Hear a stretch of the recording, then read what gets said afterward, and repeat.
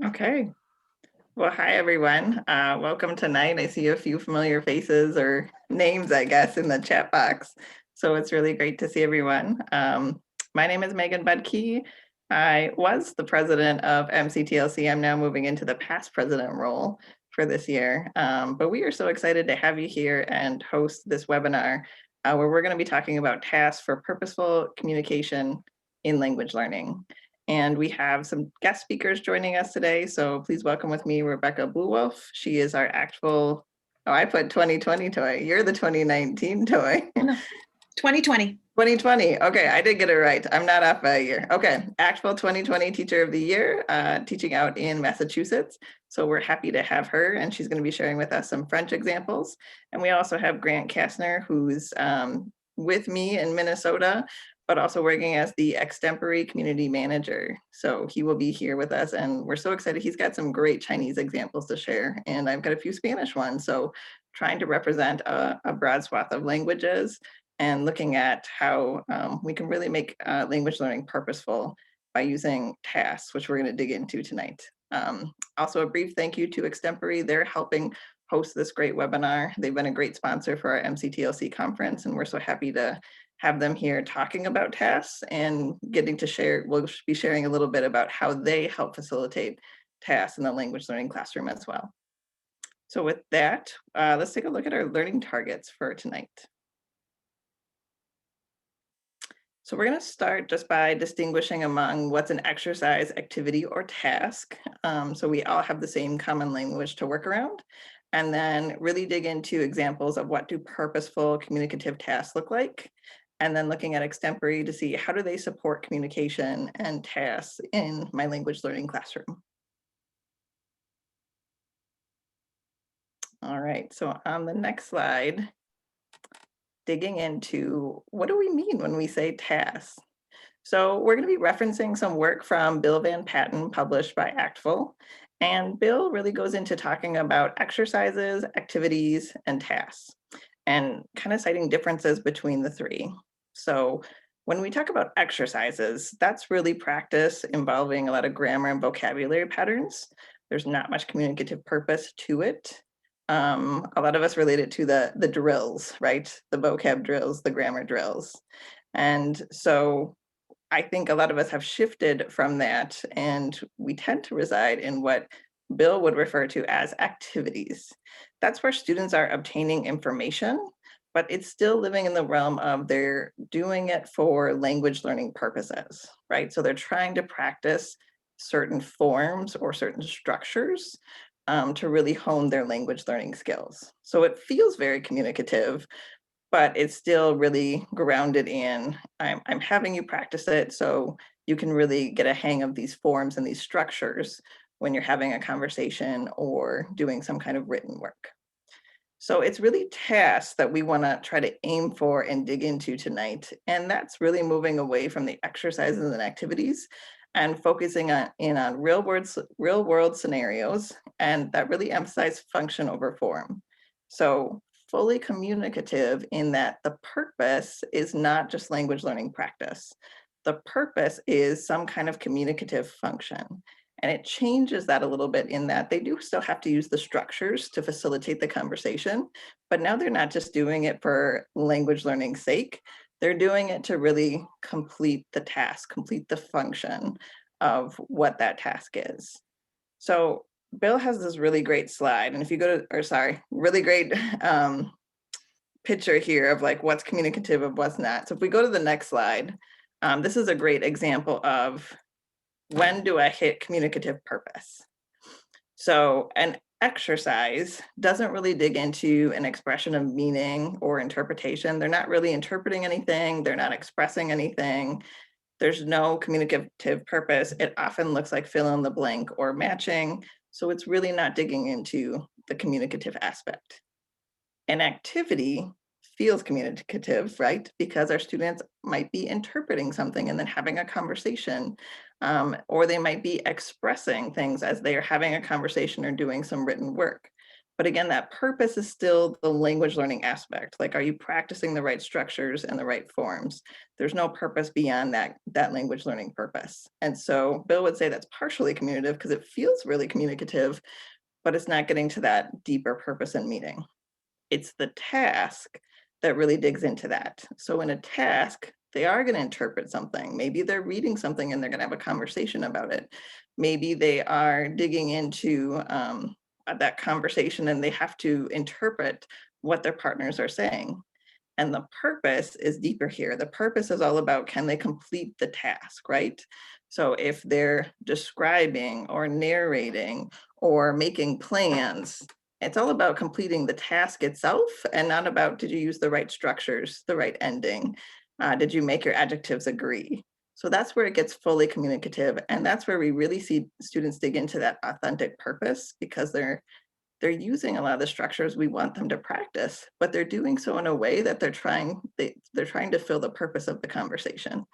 And that's where you see them change how they approach it, because now when they know the purpose, they know more how to start the conversation, what questions to ask when, and then they know the conversation has ended because they did the task and they completed it. So that's where you get to that fully communicative stage. So we're going to look at a couple examples to put it in really concrete terms. And as we look at these examples, we're going to give you some polling questions and see, do you think this is an exercise, activity, or task? So on this slide might be something you have done. I have done this. I know Rebecca has talked about different activities like this as well. So sometimes you might have students fill in the blank. And here I might have them really focus in on the forms of I like. And in Spanish, there are different forms of saying I like. And so I really want them to focus in on making sure they've got the right form by matching it to different food items here. So we're going to have you do our polling question here. So you're going to decide if this is an exercise, an activity, or a task.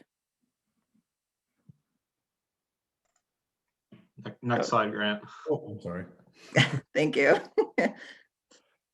Oh, there we go. Next slide, Megan. Oh, Perfect. Here we go.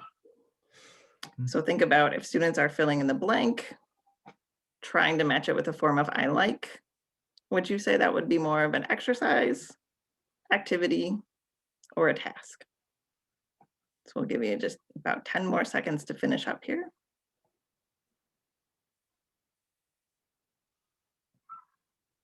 And if you hear children in the background, those are mine. They are soon going to bed. All right, so let's close our poll and think about what our audience had. So most of you thinking exercise, some of you wondering about might it be an activity. So this kind of event here, I guess I would call it, Bill would definitely label this an exercise because there's not really an interpretation of meaning here. Rebecca and I were talking about exercises and we talked about, like they might not even have to know what the words mean to complete it, right? If they know they're just filling in the different forms of I like, they could do that without really understanding or interpreting anything on the page. So it's definitely not interpreting meaning in any way. And there's not really much purpose for this beyond the sake of just practicing the forms. So there's no deeper purpose or meaning here. So this would definitely live in the exercise world. So let's try the next slide and think about, do we think this is an exercise, activity, or task? So this is something you might see in a language learning classroom. For those of you who are not Spanish teachers, this is an activity where students are looking at different food items and they're focusing on the idea of, do they ask, which one do you like more? So they might say, which one do you like more, eggs or ham? And they're focusing on their responses of saying which one they like more, or they might say both, or they might say neither. So thinking about if students are using this and asking questions about which one they like more, do you think that it would be an exercise, activity, or a task?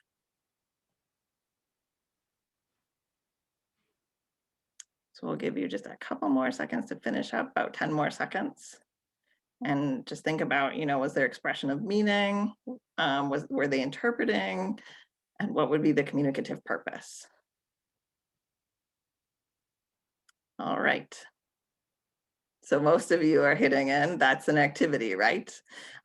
Because they're expressing, they're interpreting what their partner is saying, but there's no purpose beyond just practicing what do you like more, right? So they have no idea when the conversation should end, other than they just stop it when they want to, or the teacher tells them to stop it. So there's not really a deeper purpose here. All right, and on the next one, so on this one, you'll notice that the question is the same, right? Kids are still gonna focus on the what do you like more aspect.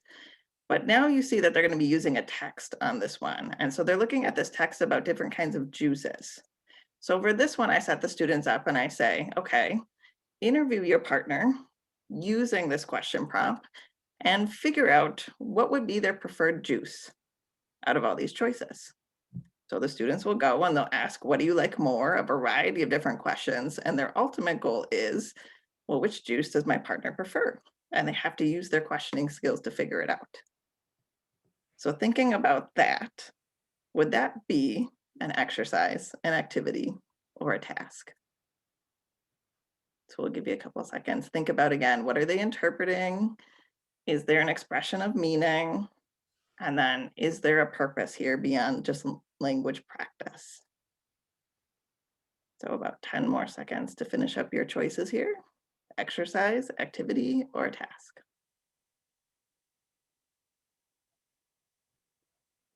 All right, so if we think about that, most of you are saying, yep, that hits into that task category. So that's really what we're driving into. And you can see between the activity and the task, they're actually using the same question, right? They're still using what do you like more? It's just that I changed the purpose. Now it's not just ask a bunch of random questions. They actually have to think about the questions they're asking to figure out what juice their partner would like. And so there's a way they can start the conversation, and we talk about what would be your best opening questions to kind of go broad and then go specific. We talk about how do you ask follow-up questions, so you listen to what your partner says and you follow up on the idea. And we talk about that there's an endpoint, right? Once you've figured out what juice your partner prefers, you know that you're done. And those are the things that really get students to think about that authenticity of what they're doing, and it gives it that deeper purpose and drive. And they're still doing that practice I want them to do on language forms. It's just now they've got a purpose for doing that practice. So when we talk about task, that's what we're going to dig into, how to make that purposeful for language learning. And that's kind of the level we're going to be reaching for tonight. How do we take where we live in that activity world oftentimes and push it a little bit deeper to task? So on the next slide here, we're going to pause for just a minute and have you do a little bit of reflecting, thinking about, now that you know those differences between exercise, activity, and task, what barriers might prevent you from creating communicative activities with purpose? And for this one, we'll have you respond in the chat. So we'll kind of watch some responses there. And as we're waiting, any questions so far that have come up? Not yet. I might ask then, Rebecca, as you think about, when you move from activity to a task, what's a common barrier you kind of encounter and how do you process yourself through it? I personally found it very hard to just think these up because I didn't have like my task goggles yet. And so, I would see the existing activity and I would know this is not a task. I know it's not a task, but I can't see the quick way to make it a task. Like it just took me 10 times as much effort and length of assignment to get there. I had a hard time conceiving of the short ones. And I have to say, I often would just kind of shop on Twitter and then I would see like, oh, this is so like the simple elegance of the task. I think that's sort of an art that takes time to develop. And so I think with every newer teaching strategy that I've adopted, it's just fake it till you make it, find examples that you initially copy outright. And then once you kind of get that down, you do something that's, half an inch different. And then one day you're able to look at someone's activity and say, oh, to make it a task, you need to just do, so it becomes kind of a little more automated. But it is, I remember thinking at the beginning, like, it's not that hard, and yet I can't do this. And so I think it is a shift in perspective. And until I knew the words, I couldn't even see the difference. And so to me, like just seeing the 3 words is very exciting. I feel like that sort of created boxes in my brain for me to be able to analyze. Oh, see, and I mean, honestly, Megan's example of the exercise was kind of decent. I had an example that I hadn't even realized how bad it was, where I literally just had the French infinitives listed for each sentence and there was a blank. So the kids didn't even need to know what they meant or think of what would fit. They just took it and they did like the math of taking this letter off and throwing that one on. I mean, zero, zero, zero meaning. Yours, at least you had to know how to say I like, which seems useful in Spanish.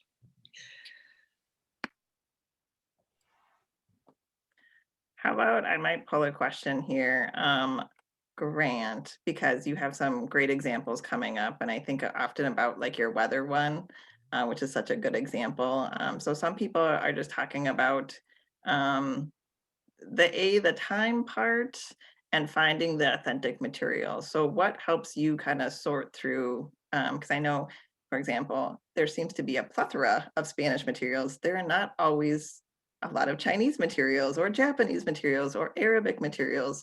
So what helps you find that authentic resource and then tweak it so you get to that task level? So that's a really good question. I struggle a lot with authentic resources, especially because like with Chinese, if you're looking at something, if it's a reading material, the hardest part for me when I'm teaching Chinese is that if my students don't know a character or they don't know a string of characters, they literally like can't read it, right? And that makes it really, really difficult, right? So I need not just text, but images that go with it. So a weather report is really useful because you have images paired with text, and even like a food menu, right? If they see something and they know the word for chicken and they know the word for noodles, but they might not know everything else, they can still sort of piece those pieces together. So I try to find things, with like, a combined, you have the combined language input, but also a visual input that allows the meaning to be more comprehensible as opposed to just a regular flat piece of text right in front of them. So that's really what I aim for. And then obviously just making sure that they have the background to use that text before I introduce it. Yeah. So I like to keep it, simple, right? Words and short phrases, and not something too long or overwhelming, because especially with Chinese, because characters can be a little scary at first. You have this whole thing put in front of you, like, whoa, I have no idea what this is, right? So bits and pieces, right? As the students progress, then you could add more on as they get better. Yeah. But I think that would be the best advice that I have for languages like Chinese and Japanese. Absolutely. And I would add also anybody who is teaching a novice level class, words, phrases, and images. That's huge for just aiding to that comprehensibility and then leading them up to the task. Awesome. Well, thank you so much, guys. So let's move on to maybe our next slides. And now that we're just kind of talking about what it is, let's really dig into what it could look like. Because a lot of people reference that it's just hard to come up with the idea. And I always find that seeing somebody else's concrete examples helps me reframe my thinking about what this could be and how I might lead up to it. So with that, I'm going to let Rebecca and Grant share some examples, French and Chinese, but really these work for any languages, and they really dig into that communicative purpose and authenticity for our students. Yeah, so thank you so much, Megan. This was a really great introduction on tasks. And so now I can start introducing some of the tasks that I use in my classes. So the first one that I would use is very simple. It's choosing classes. So here we have one of my class characters. His name is Xiaoming. He's going to be attending Tsinghua University next year, which is a very famous and prestigious university in Beijing. And so the way this task is structured and the way it would work is that first, I would have an audio recording or a written sample of Xiaoming's request for what classes he wants to take next year or what classes he's interested in, right? So my students might listen to Xiaoming say, hey, thanks for helping me out. I'm interested in humanities, maybe a little bit of mathematics, but I'm not super interested in science.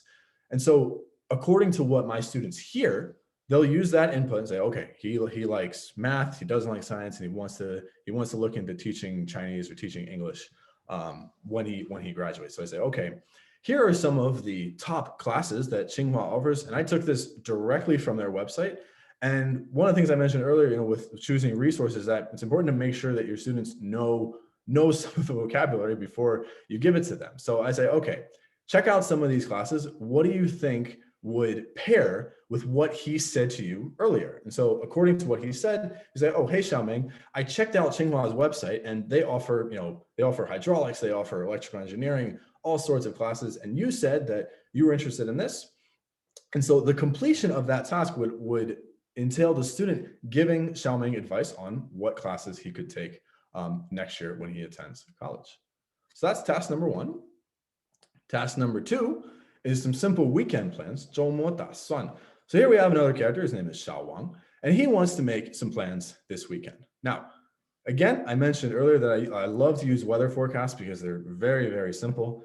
He wants to do something this weekend. So again, they'll have some input and say, okay, Xiao Wang is going to tell you when he's free this weekend. He might say, oh, I'm free Saturday evening, but I'm not free Saturday morning. I'm free Sunday morning, but I'm not free Saturday evening. So the student, the listener, first has to say, okay, when is he free?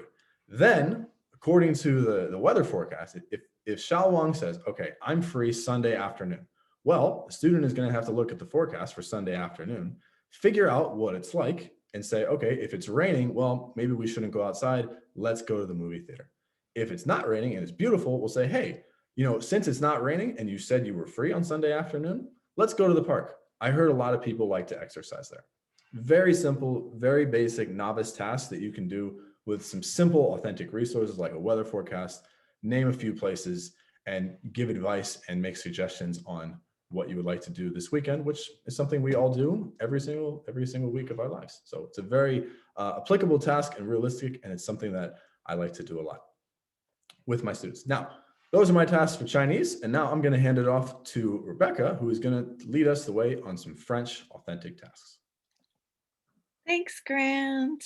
So I want to show kind of a spectrum of different tasks from my middle school French classroom. And just so you know what to expect, I'm going to start with some really short kind of baby ones and work up to some that are multi-day kind of project-based learning pieces. So I always think it's good to start small. I probably should have done that myself, but these kind of come from different places in my task journey. And so this first one is a class birthday calendar. And I'm pretty sure I stole this as is from some Bill Van Patten article somewhere. So basically this is French 6, novice mid target, and they have only seen the months of the year that have appeared when we've given the date at the beginning of class. So at this point, when we did this, they probably knew like 2 or 3 months from just giving the date at the start of class. They had not seen the Big 12. And I gave them this document and explained that, we like to celebrate birthdays in my class. And they know that because they've seen us do we play a little, this year we're not allowed to sing. So we have to play a video of other people singing happy birthday. And then we can put our little happy Zoom reactions up to one another. And I brought my happy birthday sign home, and then I just hold it up to my window to show them that I'm enthusiastic. So I said, we want to make sure we know when everyone's birthday is. So we're going to make a calendar of everyone's birthdays. And so the kids had this, and, we started so I'll start class, this is when my birthday is. Okay, everyone see June 10th, we're writing Madame. Don't forget my birthday, whatever. And then I asked someone else, when's your birthday? And they were able to tell us. I think I even had given them, we had only done the numbers maybe up to 10 at this point. So they had a chart showing them the numbers up to 31 so that they would be able to piece together how to say their birthday. And this was also just good community building. Do I know the names of everyone in my class? Can I spell their names? Oh, look, you and I both have birthdays in April. Sort of doing that informal conversation as we're going. And then the nice piece about using an authentic calendar was that then kids started to notice, oh, isn't that funny? There's these grayed out days. Which ones are those? Well, I don't know. All the ones that say D are gray. What's D? Well, let's go back to our days of the week, which they had learned. Oh, right, that was Sunday, dimanche. Okay, so what do you think special about Sunday? But there's some days that are grayed out that aren't D's. What are those? Oh, look at December 25th. Is that one grayed out? Oh, why, yes, it is. Okay, is July 4th grayed out? Oh, it's not. They forgot July 4th. Oh, maybe, they don't celebrate that. Right. So just having that conversation, and that part's happening in English in my class, just trying to kind of dissect a cultural resource and really wringing everything out of it. Because, it took me a few minutes to find that, and I have to update it every year. So I want to get a lot out of my authentic resource. But this is a very simple task in terms of linguistic terms. This part of the task can be done entirely in the target language with novice mid students. And when you're done, everyone's birthday is recorded, we're moving on. So I think that kind of captures all the elements of a task in their sort of most simplistic form. Here's another super simple. example. And this one is from just a warm-up activity at the start of one of my lessons with my French 8 students. So they know the routine when they arrive to class, whether they're Zooming or rooming that day, they will see the welcome slide. And there's always some question where I'm asking them to participate in the chat. And this is my way of taking attendance and also trying to bring them into the target language and also keep them busy while I'm doing the back end of the attendance. So for this one, we were coming up on Thanksgiving. They didn't actually know this vocabulary. So I was showing them the picture with the word because they didn't know these words. And something that I've seen in a lot of Bill Van Patten's tasks involves ordering things, putting things in order. And this is a great way for students to communicate without having to produce language, but they're still showing the deeper thinking. So here are 5 things that are important to Thanksgiving. What's your order? So I typed in, for me, my priorities, number 1 is the pie. I'm all about the desserts. And then the next one for me would be feeling gratitude. And then the last one would be being with my family. And I made a little note, like I try to model the level up, even if I don't expect it. Oh, by the way, I'm vegetarian and I don't watch football games. If you wanted to know why I didn't pick numbers 1 or 3. So the kids the chat when they come to class is just typing in a couple numbers. And honestly, whatever order they put is fine. And then if you can look on the right, you'll see the B is now I want you to go back to the chat and notice, is there someone else who has those same numbers? And then can you tell us in the chat, but what do you see that's similar? Okay, so you're trying to, again, build connection to classmates, hopefully by noticing what you have in common. Pay attention to what other people say, right? We're not kind of operating, even though we're in our boxes, we're trying to think about the people beyond the boxes. And then, that's the more linguistically challenging task. I am like this person because she likes this. So now I'm getting into my, first person, third person. So there's lots of rich language embedded in the task. Some kids are only going to get to the part A. They're just going to type in their numbers, and that's okay. Maybe I can, maybe Grant just got the numbers in. That's fine. I might make a comment like, "Oh, Grant, you're like me. You love pie. I love pie." It's just a way to kind of have the French starting and kind of getting it flowing. So stuff with putting things in order, I think, is a really simple way to kind of taskify things. And I think very much my lens in this work is like, what do I already have that I can just a tiny, tiny bit to bring it to that next level? Okay, so now we're going to go a little bit deeper with the activities. So here is an example from a unit that I do with my French 8 students when they're sort of right on the cusp from novice high to intermediate low. And the great-great-grandmother of this unit was the house chapter in the Discovering French textbook. And it's hopefully more sophisticated and interesting baby grandchild is that we do a unit on tiny houses and why would someone choose to live in a tiny home and what are the ways that tiny houses can help solve some of the problems we see around housing in the world. So once we're into this unit and the kids have seen videos about tiny houses and they've read some infographics and they know a little bit about different kinds of people who are living in houses, then they've got enough language that I could give them. In this case, it was a Jamboard, which is basically, not unlike a Padlet or a Google slide where you have boxes of text that you can manipulate as an individual student. And each Post-it note had a statement like, I would like to house a refugee family in a tiny house in my yard, or I would like to live in a tiny house, or big houses use too much energy. Okay, so different opinions. And then the students were just arranging them from all the way to the left, I really strongly agree, all the way to the right, I do not agree. And I do think if you're missing manipulatives or move across the room or 4 corners, that Jamboard for me has been a pretty easy, not as satisfying, but in the times we're living in, decent replacement for that. And so initially each child had a copy of the Jamboard and they were just sorting it themselves. So that's just like a quiet input-based task. And then they needed to go into great breakout rooms, which I set up for them, and share with a partner. So they would read one of the statements and then they probably just would say, yes, I do agree, or no, I don't. The partner needs to listen, notice, they might make a comment back, oh, me too, not me, that kind of thing. And then again, this is back to the numbers and the ratings with the BVP task magic. So the reason you're listening to your partner is because at the end, you're going to need to rate how similar you are to your partner. So do you, and that's it. Like, we're not going so much further with that. This is not a multi-day experience, but there was a reason to arrange your Post-its on the sheet. Now, of course, what is that for me? It's just more, I'm tricking you into rereading all the most important concepts from the unit before I make you do a more production-oriented task later on, right? But and then you're having a conversation with your partner, which is just more repeating of all the things that are on the slide, which I want you to practice saying out loud. But then you actually have to listen to them because you have to say whether or not you're similar or different. So hopefully some of it's kind of sinking in. And then this time I took it to the next level of, then I want you to explain which number are you and why. So maybe I've got a Padlet that's blank, or maybe I've got columns 1, 2, 3, 4, 5. Okay, Megan and I, we're like soul sisters. Everything was the same. So I'm going over to the 1 column and I'm gonna say, me and Megan, we agree that, and I copy some things off of these little Post-it notes to show that we share that opinion. So that maybe gives you a sense a little bit more of the starting with the authentic resource and the input, and then letting the kids digest it more by having to arrange things, but they don't have to produce yet. Now they're sort of baby producing with a partner, but they're really just parroting back all the correctly written, good vocabulary you've given them. And then you're doing this rating. And this was probably something that we spent, I don't know, 30 minutes on start to finish.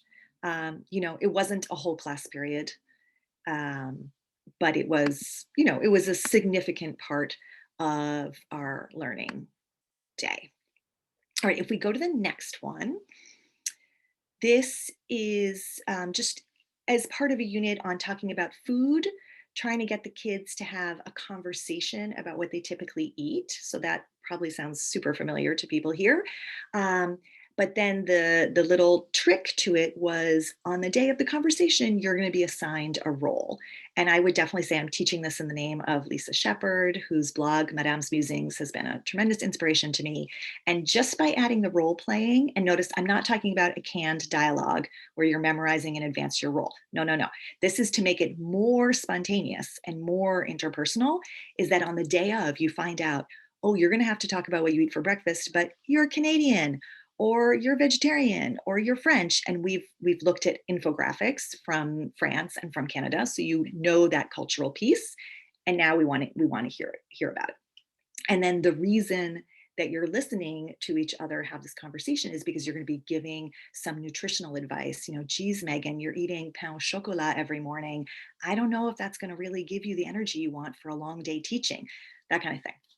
So that's another one that's very focused on one mode. That's a real interpersonal task. But again, that there's a conversation with a reason to listen, and that there's a little surprise element that kind of gives you something to do that you can't memorize in advance. All right, so getting a little more elaborate, this next one was like a 2-week project where we had introduced sort of life in the city, and we had talked about the town where I teach and what the kids like to do there. And then we were going to extend that and take a deep dive into Quebec City, because we used to travel there. Can you imagine such a thing? And so the kids did some independent research, but on one website. So I knew exactly what they were going to be looking at, and gathered information about a certain number of attractions and events that they found interesting. And they made up a whole nice report and shared it out in small groups. And then we would have a discussion. Okay, now that you've learned about lots of different attractions, let's hear about, what do you think are the things we absolutely need to visit in Quebec? So sort of make your case about what should our class's itinerary be. And then for that conversation, you could add another element, not unlike the breakfast one. Like, I only have a couple tricks up my sleeve, so you're going to see them repeat.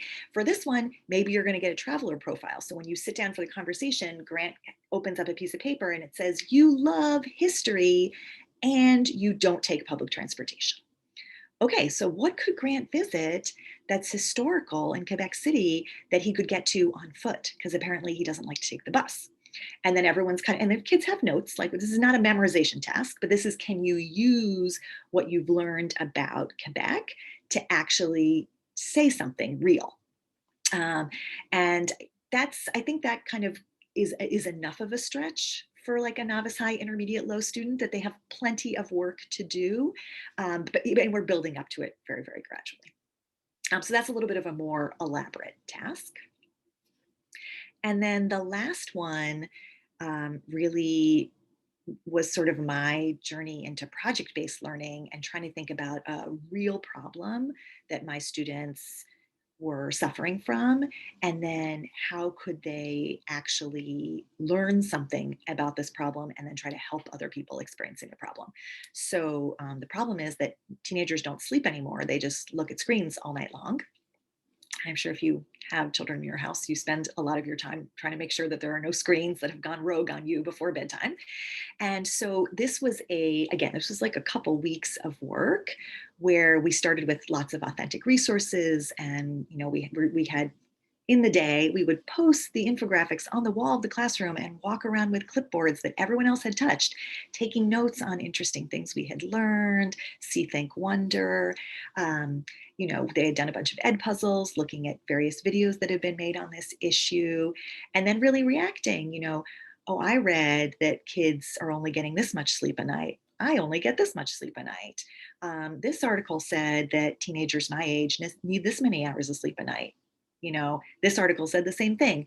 And then trying to build some vocabulary from those experiences. So again, lots of input at the beginning, lots of interaction with authentic resources. And then we were able to make an authentic connection. If you show the next slide, my class, and actually this year we're still trying to figure out how to do this. We're working on it. We have ePals in France who we correspond with. And so we actually used what we had learned thus far to write a survey, which I think is a wonderful, authentic task if you can find an audience to take it. So that the kids, we worked to brainstorm questions, and then we created the final survey. The kids took it themselves, and we sent it to France, and we had the kids there take it. So then we had these two sets of data that we could manipulate and analyze in order to think about, okay, what would we do when we see all these, oh my gosh, the French kids, like every single one of them is sleeping with their phone in the bed. Oh my gosh, maybe we're not that bad. It's only half of us who are doing that here. And I remember one of my students saying, it's funny because they're all sleeping with the phones in their bed, but no one says it's impacting their school results.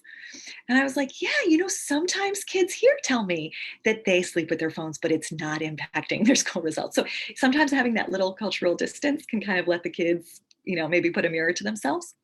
Anyway, so we had collected this additional data, and then the product that they created based on this was actually sort of a wellness kit. So on the next slide, you'll just see one screenshot from one student's presentation. But what they did is they looked at the data as a whole for the French kids and for the kids in my school. And then they pulled out their ePals specific survey and really broke it down. And they were like, okay, so this is the situation with you. And here are some things that I would suggest. And then we actually sent them our wellness kits, and we asked for some feedback, like, did you find it helpful? And then of course, did you understand anything that we said? Because this was, a big communication stretch for my students, for sure. But I think that shows how the task can be, it could be like a whole unit with the whole progression start to finish, or, it could just be that birthday calendar, or that, warm up at the start of class, what 3 things are you excited about for Thanksgiving? But I do think having the language, like we were saying earlier, that kind of lets you put the lens on. And, I'd certainly invite you at the end of this webinar, just think about what you taught today, and which parts of it were the exercise and which parts were the activity. And like, maybe you hit task, and not to feel any judgment about any of it, but just the fact that you can observe and understand what you did. And I remember when I first learned this, what I wanted to do is have a conversation with someone else. I did this. Was that an activity? I'm not really sure. Why? Like, and maybe that's just me, but that was the part I was excited about. And then once you can define what you're doing, only then, right? Only when you see what you're doing can you make any changes. So I would certainly invite all of you to kind of mull that over after our talk. All right. So on that note, we've got a reflection question, so we can have our audience maybe do a little reflection by typing in the chat.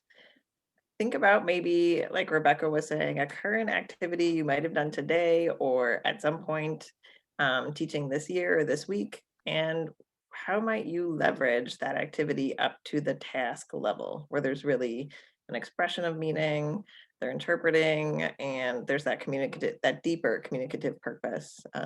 So they know they've accomplished it right when they finish that task. So I love the examples that you shared. I love the idea that you talked about all your little tricks, right? You kind of build a stash of That's a toolbox. communicative, Yeah. yeah, a toolbox of purposes, right? And then you can just kind of recycle through those kind of same purposes, but maybe pulling in a few different resources here or there. So the toolbox has been really helpful, I know, for me as well, of thinking like, oh, this is a task and I can do that in this unit, and this unit as well. So Grant, any tips you think about when you're moving from activity to task? I That might be always, helpful to, yeah, share with the audience. I resort back. I only just started using tasks not too long ago, and I don't know how broad my sort of task knowledge is, but I like challenging my students. And one of my mentors from my master's program, she always told me, anytime you create a task like this, there is a problem. Something is wrong and it needs to be fixed, right? And what that end result, that solution to the problem is the basis of your task, right? I need my kids to figure out this problem, whatever it is.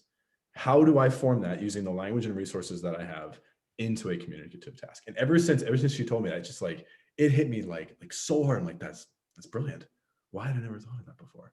And it makes so much sense as sort of, when you're starting, like, okay, what's the problem? What is the goal? And then just go from there with what you have. I love that. I feel like that references Leslie Gran so much because just in working with her or looking at her resources, Leslie Gran, ACTFL author, and has just an amazing website of resources. She often says, like, if you're looking, to really give that unit a purpose, think about what's the issue here, right? In that theme. And that's what drives everything, and then really gives it that purpose that you can dig into. So I think you could take that on a broader level for like a whole unit that you tackle, or like Rebecca, you were thinking like the project-based learning and multi-step purpose there. But I also think, Grant, you've done such a nice job taking it down to the just daily level. Like what's the problem or issue? What's the need I have to get met today? And then providing those visual supports that'll lead them to solving that issue for the day. And I also think so much about my own experience, right? As a second language learner of Chinese, like what are all the problems that I faced when I was in China, when I was in Taiwan? I'm like, okay, if we're doing a unit on food, well, you better learn how to read a menu in Chinese because it's not going to do it for you, right? And giving them challenges and problems like that to sort of solve. So yeah. Excellent. Well, I appreciate seeing some of the examples that people are sharing in the chat as well. Somebody referencing moving from an interpretive activity to an interpersonal task. That's my toolbox trick. Like, what interpretive activities do I already have that we can talk about in some way with a deeper purpose there? So I can just recycle that. So thank you everyone for sharing. That's a Leslie Gran too, she says. Yep, Leslie Gran, she solves all our problems. So we've talked about what is a task. We looked into how do we build tasks and seeing a lot of concrete examples and what could that purpose look like from a really small scale to a multi-day project it could be. And now we're going to talk about what kind of tools do we have that can help facilitate a lot of our language learning into a deeper communicative purpose. So Grant's going to take us through some ideas from Extempore that really leverage this kind of idea.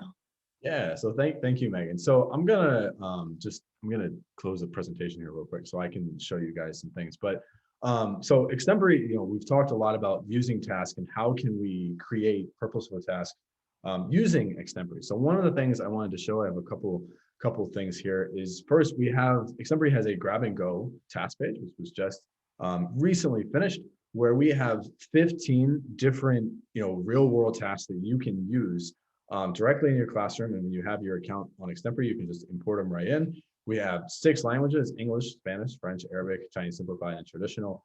And these are real world activities that you can use directly in your class, whether it's helping a new student, making weekend plans, like I mentioned earlier, telling your story, doing a job interview, all sorts of realistic situations that you would find yourself in as a learner of a new language.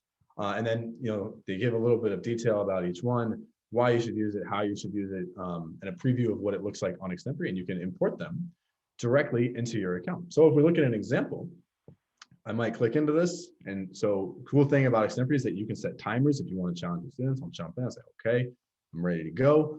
I have a weather forecast. Uh-oh, timer's counting down. what do I want to do this weekend based on the weather? Okay, well, now I need to think. Timer's going. Say, okay, counting down. I say, oh no. Well, it looks really nice on Friday. If only this weather forecast were real when it's actually 20 degrees. Maybe I'll go to the park this weekend. Right, stop, hit submit, and I'm done. And then once that's in, sorry about that. Your instructor, you can score it, give any type of feedback that you want. Excuse me. The student can play back their response as they see it, and it's just nice and clean for the students to see how they performed on that task. And then at the same time, we also have interpersonal, so asynchronous interpersonal, where you can join a room and you can ask your friends what they want to do this summer, any sort of conversation that leads to that end goal of completing that task, and have responses submitted periodically or every day or however you want to do it. It's an asynchronous conversation mode. And then the other thing I was really excited that we've been working on very hard is the synchronous interpersonal communication on Extempore. And this is something that's coming pretty soon, how you can do that, face-to-face interaction and talking. So you can have, two students in a room, they can say, okay, figure out this problem, figure out what you want to do this weekend, and they can record their conversation in Spanish and French and Chinese, Japanese, whatever language. And then they can submit that response right from this room, and the teacher can look at it just like the other group response, and give a score and give feedback on it. So these are just some of the ways that you can use Extempore for purposeful communication in your language classroom. So Megan, I think I'll let you wrap it up, and we'll go from there. Great. If you want to put on, yep, thank you. We've got one more reflection question for our audience. So thinking about hearing some pretty cool tech tools from Extempore about leveraging that for communicative purpose, reflect with us in the chat. How do you create opportunities for purposeful communication in your class? One thing, Grant, I would love to share a little bit about, because I saw so many audience members reference that sometimes it's just really hard to come up with the task. It takes time to get into that mind frame, and then it takes time sometimes to think of the idea. But Extempore has this wonderful, what do you call it?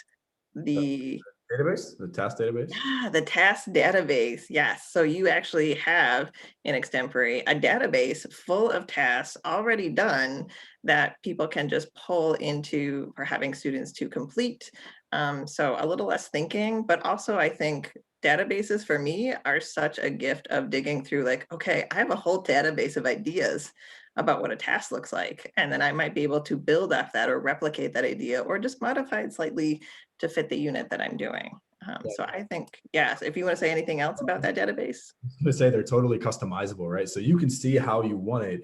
And I give examples of how you can customize, right? Maybe you're going to submit an audio response and say, okay, here's what I wanted to talk about this weekend. But at the same time, we know that our modes of communication are not limited to just speaking. You might be writing, you might be sending a text.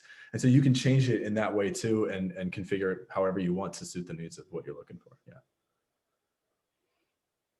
Wonderful. Thanks so much for adding about that. I think that's a really great tool. Yeah, we've got some people sharing ideas about, so there's one quick question. Are the room activities and real-time interpersonal activities done through the Extempore app? That would be yes, correct? Yes. All right. So people are sharing a little bit about using trending topics for that purposeful communication based on students' interests, their celebrities and trends. And also just thinking about opportunities they may have in the target language, and then, trying to recreate that in school as well. Rebecca, anything you might add about maybe where you see some unique opportunities in your classes? I mean, I think there's so much you can do. Kids really do want to connect to each other now. And there's plenty to talk about. So, I think it's just trying to, for me, it's basically this year is like making everything smaller and more scaffolded, and then just putting out, like, not planning too far in advance, like just putting out one piece, seeing what happens. And then if that doesn't totally bomb, then we can add another little piece. But I do think that this sort of task work is pretty eternal. It to me feels like it's core to what we do. It's not something that 5 years from now people say, oh, remember when we thought tasks were important? Like, I actually think this is what we're about.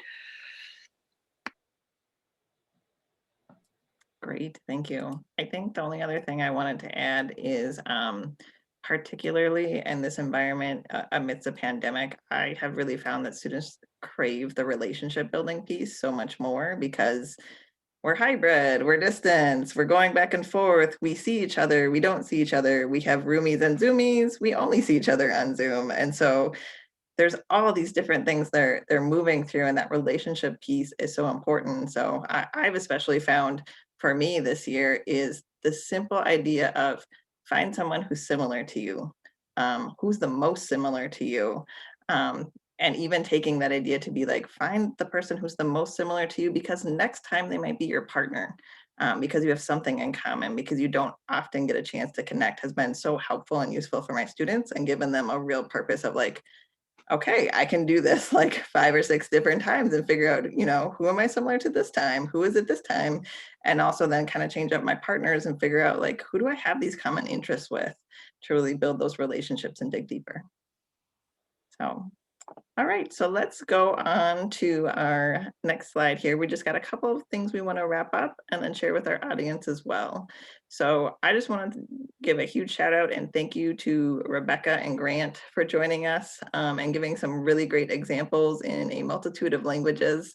And like I said, I think the examples are just so helpful for people to see what does this actually look like when you get into the classroom, and how does that relate to my world, and where can I take it from there? So we do have this page here that you have the ability to connect further with us if you have more questions or want to chat more about everything that's here. So please feel free to reach out to us either on Twitter or with an email.